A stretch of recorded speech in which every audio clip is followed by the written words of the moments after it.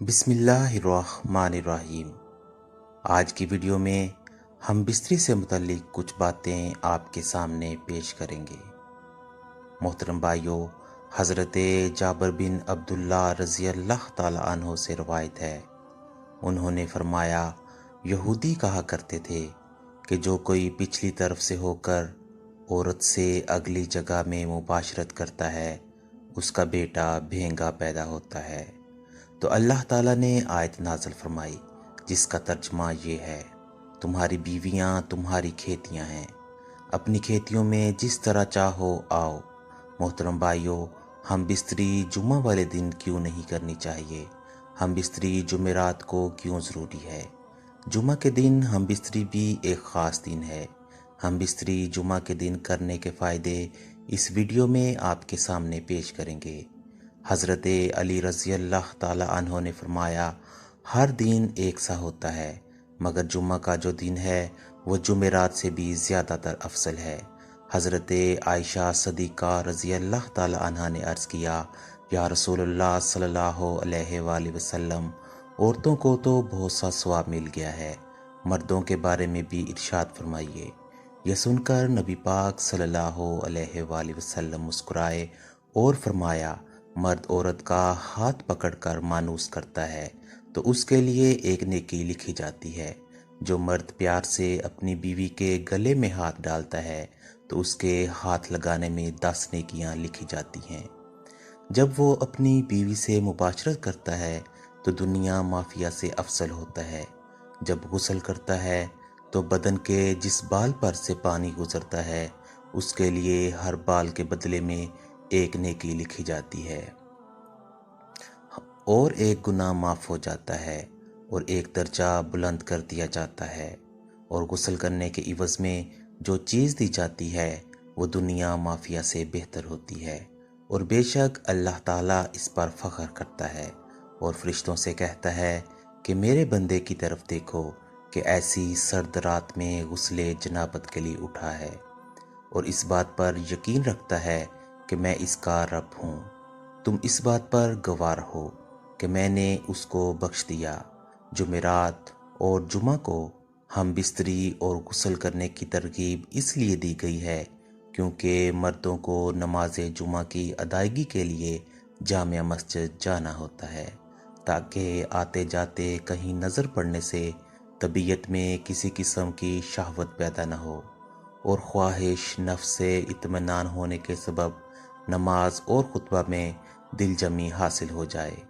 حدیث نبوی صلی اللہ علیہ وآلہ وسلم ہے کہ مرد کا اپنی بیوی کے ساتھ اکٹھے ایک بستر میں سونا افضل ہے،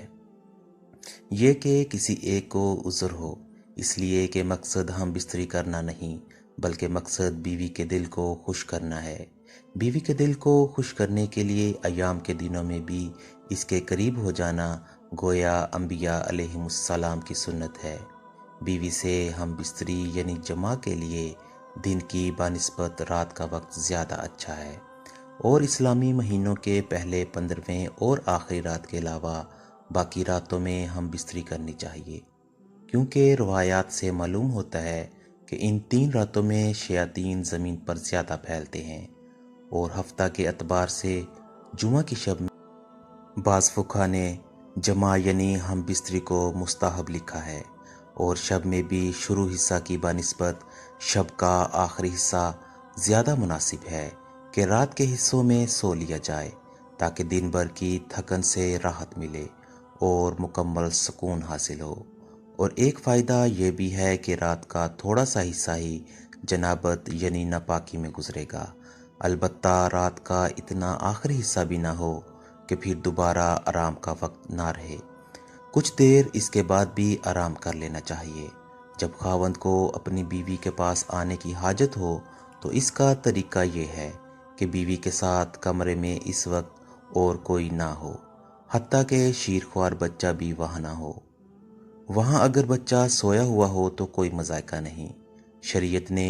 میاں بیوی کو اختیار دیا ہے کہ وہ دن میں یا رات میں کسی بھی حصے میں مباشرت یا ہم بستری کو سر انجام دے سکتے ہیں۔ شرعی تقاضا یہ بھی ہے کہ جس قسم کی محبت کی توقع مرد اپنی طرف سے کرتا ہے اسی طرح کی توقع بیوی بھی اپنے شوہر سے کرتی ہے۔